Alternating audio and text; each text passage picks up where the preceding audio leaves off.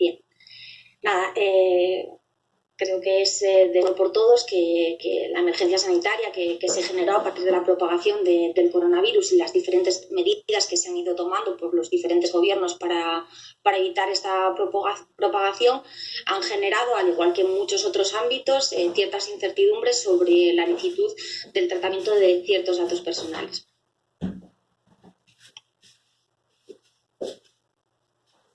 Lo que ha generado a su vez un aluvión de consultas, como se ve en la diapositiva, tenemos pequeños extractos de las notas de prensa que han ido publicando diferentes autoridades de control. En este caso hacemos un extracto de la nota de prensa publicada por la autoridad de control italiana, la francesa y la alemana, ante un aluvión de consultas sobre el tratamiento de datos personales dentro de la gestión de esta crisis.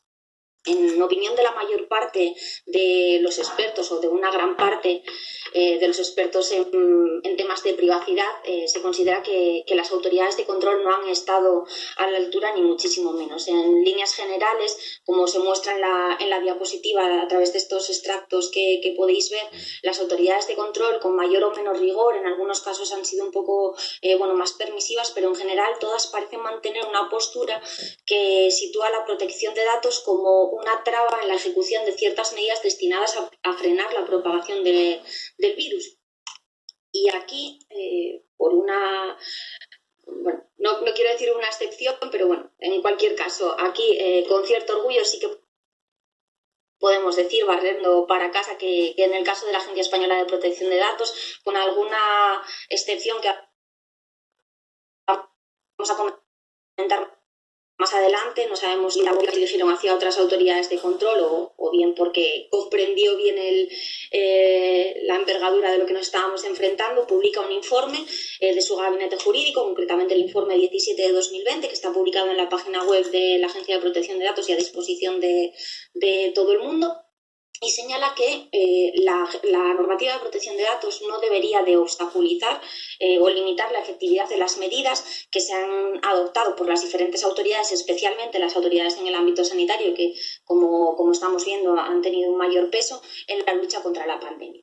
Y esto cobra una especial relevancia, más aún si tenemos en cuenta que la normativa ya recoge ciertos mecanismos y salvaguardas que legitimarían el tratamiento de datos personales en situaciones de emergencia sanitaria como la que estamos viviendo, como es el caso del considerando 46 que aparece en la diapositiva que se está mostrando ahora mismo, en la que se hace una expresa referencia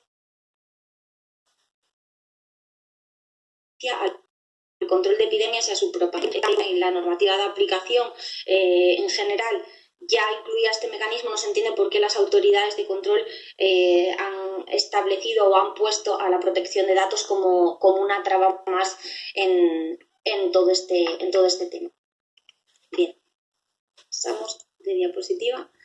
Bien, ahora ya hemos dado un primer paso, ya sabemos que tenemos esa opción, que ya el legislador europeo en su momento y posteriormente el nacional, el promulgar la ley orgánica, tuvo en cuenta esta situación excepcional, pudo predecir que podría darse estas necesidades. Y previamente a entrar en las cuestiones que planteábamos en la promo del webinar, vamos a hacer un pequeño recorrido por la normativa y en concreto por las que se conocen como bases de legitimación que están previstas en el artículo 6 del Reglamento Europeo de Protección de Datos, que son básicamente 6.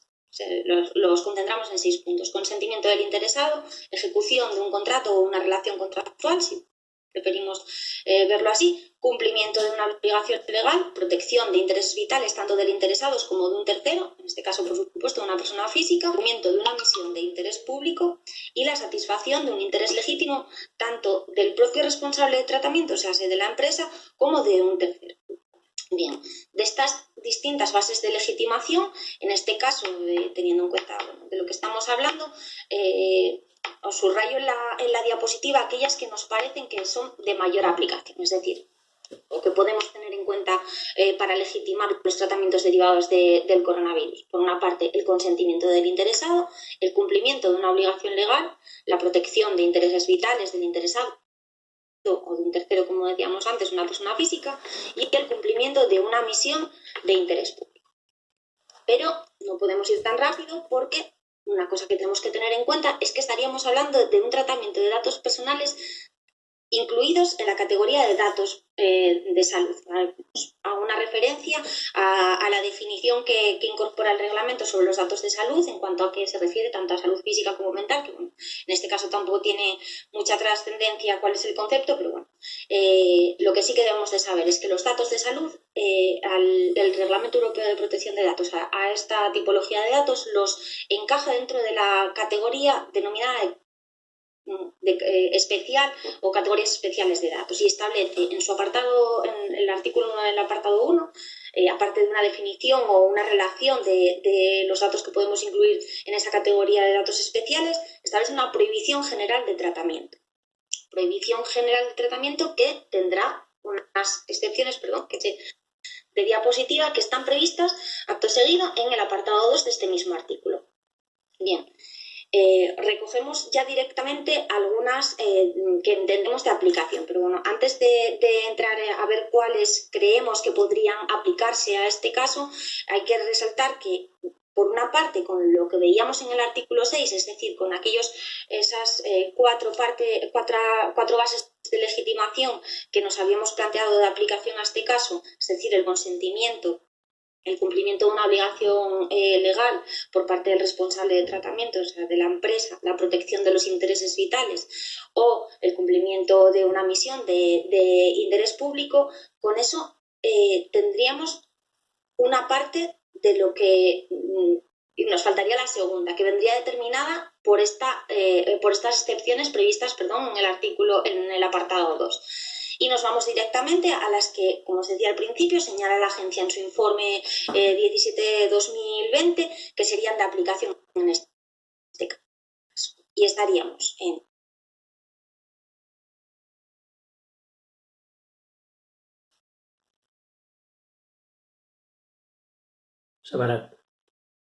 el cumplimiento de obligaciones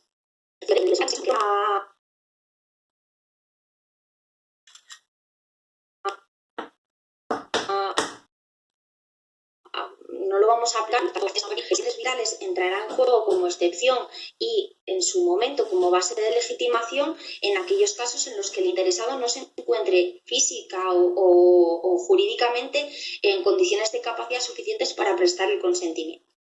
Fuera de esos casos no sería de aplicación. Tendríamos, por otra parte, los tratamientos que sean necesarios para el cumplimiento de un interés público esencial, los fines de medicina preventiva, laboral, la evaluación de la capacidad, el diagnóstico médico, la prestación de asistencia sociosanitaria y la gestión de servicios sanitarios y sociales, y por último un interés público limitado en este caso al ámbito de la salud pública. Bien, de esto lo que os adelanto es que en todo lo que vamos a ver respecto a los tratamientos derivados del COVID-19, el supuesto que queda reflejado en esa letra H del artículo 9, apartado 2 del Reglamento Europeo de Protección de Datos, va a ser especialmente relevante. Hasta aquí, el mensaje que me gustaría trasladar es que la norma, efectivamente, como señala la Agencia Española de Protección de Datos, no es un obstáculo para gestionar los tratamientos derivados de la epidemia. Bien, vamos a ir entrando en las cuestiones que planteamos como en la promo del webinar, y en primer lugar nos planteamos si es acertado que se utilice el consentimiento como base de legitimación para el tratamiento de datos que se derivan de la tramitación por la empresa de las solicitudes de desempleo. Y bueno, a pesar de ser la primera de las cuestiones, probablemente sea empezar llevando decir. En este caso, aunque la versión oficial sostenga lo contrario, en mi opinión no es acertado utilizar el consentimiento porque, en primer lugar, porque considero que supone una traba que va a ralentizar todo el proceso de tramitación de las solicitudes de desempleo en caso de expedientes de regulación temporal de empleo. En segundo lugar, porque no considero que sea necesario, y independiente de los motivos que aparecen expuestos en la diapositiva, me parece principal que yo creo que esto se debería de haber configurado como, teniendo en cuenta que de hecho se ha configurado como una obligación para la empresa, es preceptivo que se tramite por parte de la empresa, creo que debería de haberse canalizado el tratamiento al amparo del cumplimiento de una obligación legal y no supeditarse al consentimiento del trabajador. Y en tercer lugar, y creo que al principio, haciendo un repaso por los pasos, al menos a una alumna del programa online de experto en delegado de protección de datos, y creo que ella le sonará un poco esto y probablemente diga que somos un poco pesados reiterándonos una y otra vez en lo mismo, pero en tercer lugar me gustaría recalcar una reiterada doctrina y a la vez que está reiteradamente inaplicada, que nos viene advirtiendo de que el consentimiento no debe ser la base de legitimación en el procesamiento de datos en el ámbito laboral, punto en el que insistimos, como ya digo, cada vez que tenemos oportunidad y que le intentamos recalcar a nuestros alumnos dentro del curso de delegado de protección de datos, porque es un error bastante común y que puede conllevar bastantes problemas, porque estaríamos ante un consentimiento viciado. En la diapositiva os expongo dos puntos clave en los que nos basamos para entender que el consentimiento no es válido, y es que esto no es una novedad, no viene derivada de la normativa europea, no en el sentido de que ya en el año 2001 el grupo de trabajo del artículo 29 lo plasmó en una de sus directrices, continuó recalcándolo durante el año 2017 en una nueva opinión, señalando algo muy claro: la base legal no puede, como se expone en la diapositiva, no puede y no debe ser el consentimiento de los empleados, porque entiende que existe una situación de desequilibrio entre las partes. Si por si en este caso no nos hubiese quedado lo bastante claro, tenemos una resolución un poco más reciente de la Agencia de Protección de Datos que nos señala que los trabajadores nunca van a estar en las condiciones de dar, revocar o denegar el consentimiento de forma libre ante la empresa. Sé que esto puede resultaros un poco llamativo, cuanto menos, más que nada porque el consentimiento sigue siendo el mayor utilizado dentro del ámbito laboral como base de legitimación, pero no debería de ser así, porque corremos el peligro de que estemos en un tratamiento viciado y sin amparo legal. Otra de las preguntas en términos generales que nos planteamos es si la empresa puede manejar datos de salud del trabajador. Teniendo en cuenta esto que acabamos de comentar respecto al consentimiento, y si nos planteamos si la empresa puede operar con los datos del trabajador, acudiremos en general al cumplimiento de una obligación legal y a la protección de intereses vitales como bases de legitimación, y especialmente, por supuesto, al cumplimiento dentro de esas dos, al cumplimiento de una obligación legal derivada de la normativa de prevención de riesgos laborales. Hasta aquí debemos tener claro que únicamente hemos legitimado el tratamiento, pero la licitud solamente es uno de los múltiples principios que deben de regir, que establece la normativa en su artículo 5, que aparece en el artículo 5 del Reglamento Europeo de Protección de Datos, y que deben de regir todo el tratamiento de datos personales, incluidos aquellos derivados de coronavirus. Por supuesto, no se establece ninguna excepción a la norma en este sentido. Y especialmente dentro de esos principios que establece la normativa, para mí merecen especial atención el cumplimiento de los principios de limitación de la finalidad, de minimización y de limitación del plazo de conservación. ¿Con esto qué queremos decir? Pues que los datos deben de estar recogidos en un contexto claro y que debiendo ser los imprescindibles. Por ejemplo, no podemos hacer un cuestionario. Una de las preguntas que nos vamos a plantear a continuación es bueno, pues la evaluación sobre patologías previas de cara a los riesgos laborales. En ese caso, el cuestionario, si entiendo yo que si, por ejemplo, incluyese preguntas relativas a la salud mental, estaríamos excediéndonos de la finalidad que motivó la recogida de los datos y, por supuesto, estaríamos incumpliendo con el principio de minimización de los datos. Estos datos que recojamos deberán aplicarse exclusivamente a la finalidad pues, de frenar la expansión del virus, de preservar la salud de los trabajadores y de cumplir con nuestras obligaciones como empresa en materia de prevención de riesgos laborales, y suprimirse una vez que han dejado de servir a la finalidad para la que lo recogimos y una vez, por supuesto, que han transcurrido los plazos legales de prescripción de posibles acciones legales de responsabilidad. Pasamos. Bien. Una de las preguntas que más se estaba planteando ante las autoridades de control y que más nos han trasladado nuestros clientes es la posibilidad de solicitar al trabajador que aporte información en el caso de que notifique a la empresa si padece o ha presentado alguna sintomatología atípica o relacionada con el coronavirus. Y a su vez, lo que comentábamos antes respecto a la información sobre patologías previas,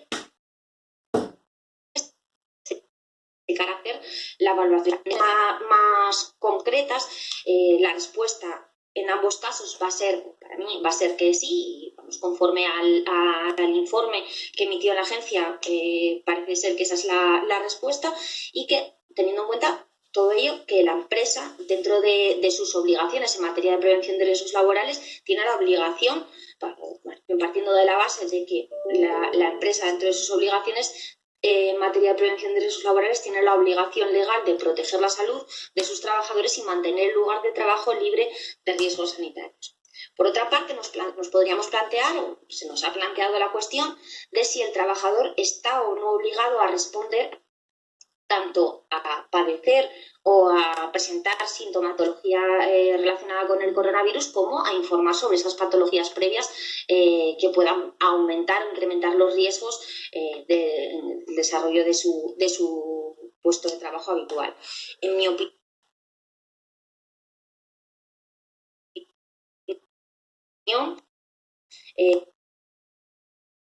aquí volvemos a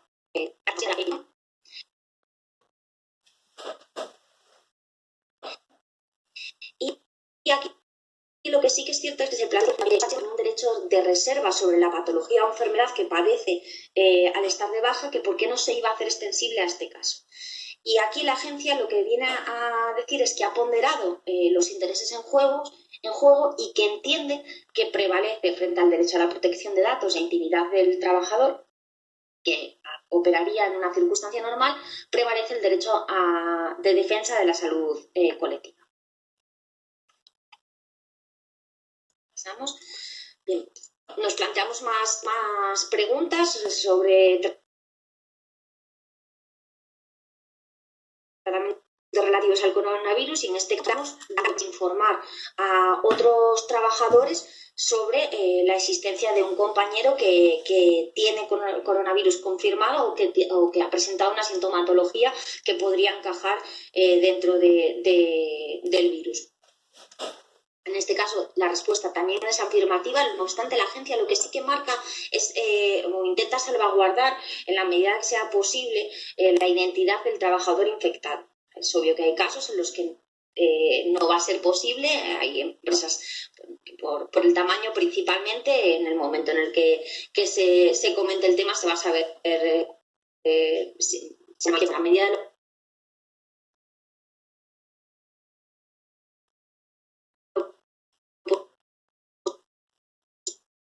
posible. Sí, la recomendación es que se intente preservar la identidad.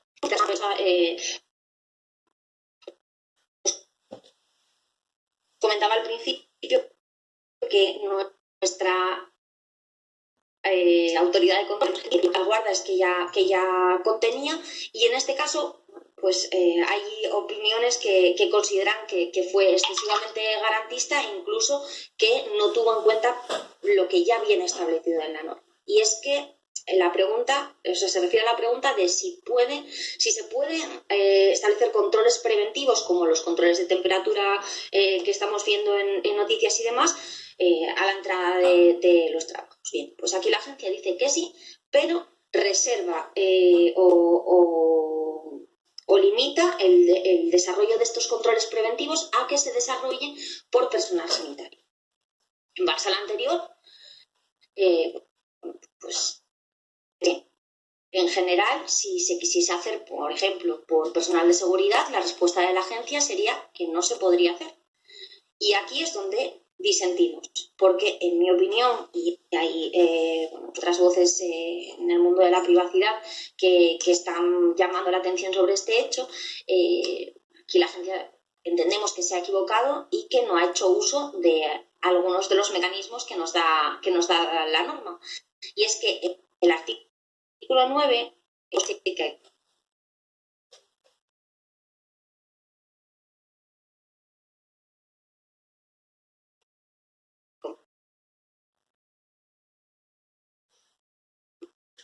comentábamos en su momento, a los profesionales sanitarios, a que esos tratamientos van a cabo por profesionales sanitarios. Pero en esa derivación que hace hacia ese apartado 3 que comentaba, habla también de profesionales sujetos a igual obligación de secreto profesional. Y en ese caso sí que entendemos que estaría habilitado el personal de seguridad porque en su normativa sectorial sí que establece una obligación de deber de secreto que tiene la misma entidad que la de los profesionales sanitarios, pero estaríamos cumpliendo con la normativa y actuando al amparo de la misma. Bien, con esto cerramos el primer bloque y pasamos a hablar de teletrabajo. Se dice que a partir del coronavirus se van a ver las ventajas del teletrabajo y incluso habrá muchas personas desarrollando su trabajo en esta modalidad. Pero bueno, esto como todo va a depender de qué experiencia se extraiga, del tinte de la experiencia que se está de este gran proyecto piloto de teletrabajo. Y es que con todo hay que estar o ya estaba desarrollando o preparándose para pasar al teletrabajo, y hay quienes las restricciones de movilidad y las restantes medidas les llevaron a improvisar sobre este campo.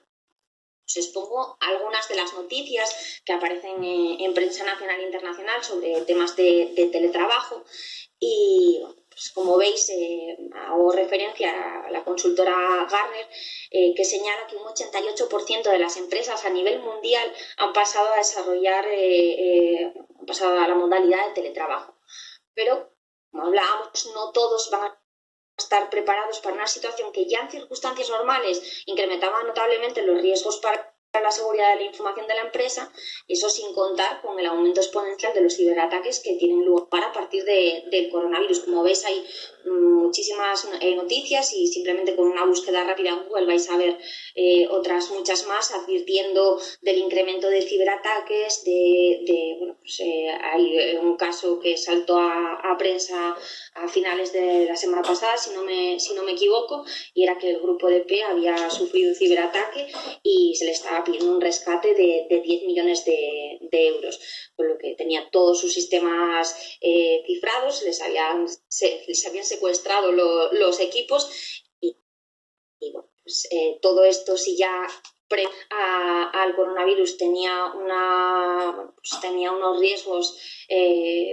más notables en el caso del desarrollo del trabajo en esta modalidad, pues a partir de los hackeos, pues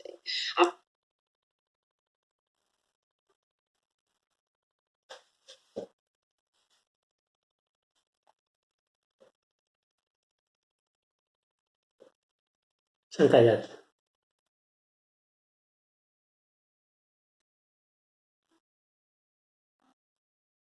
Buenas tardes, soy Andrea.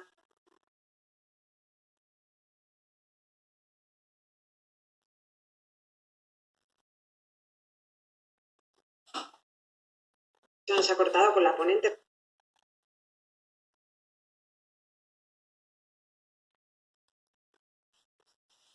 Intenten tornar a connectar. Vamos a esperar unos segunditos a que se conecte la ponente nuevamente.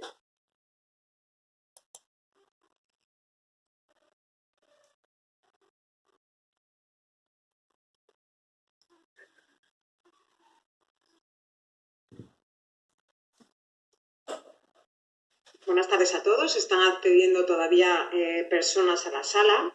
Hemos tenido un pequeño corte de conexión con la ponente, pero ya está nuevamente en la sala y continuamos. Cuando quieras, Carmen, te ruego disculpe la molestia. Las cosas del directo. Sí, Carmen, cuando quieras. Estamos. Perfecto. Te escuchamos y Bien. 3, 2, 1, te vemos. Bueno, Perfecto. no sé dónde me quedé, si estuve mucho rato hablando sola. Andrea, no sé, ¿me oís? Sí, me oyes, Carmen, Vale. yo te oigo perfectamente. Bien. Bueno, Para empezar, no llevo demasiado tiempo hablando sola. Nada, comentaba, estábamos hablando... Comentarte que se Perdón. cortó...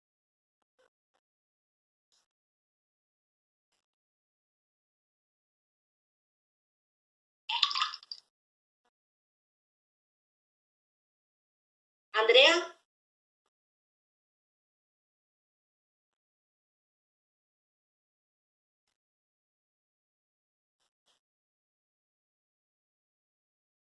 Un segundo, Carmen, que Andrea se ha desconectado. Ahora mismo Vale. aviso de que está encendida. Vale.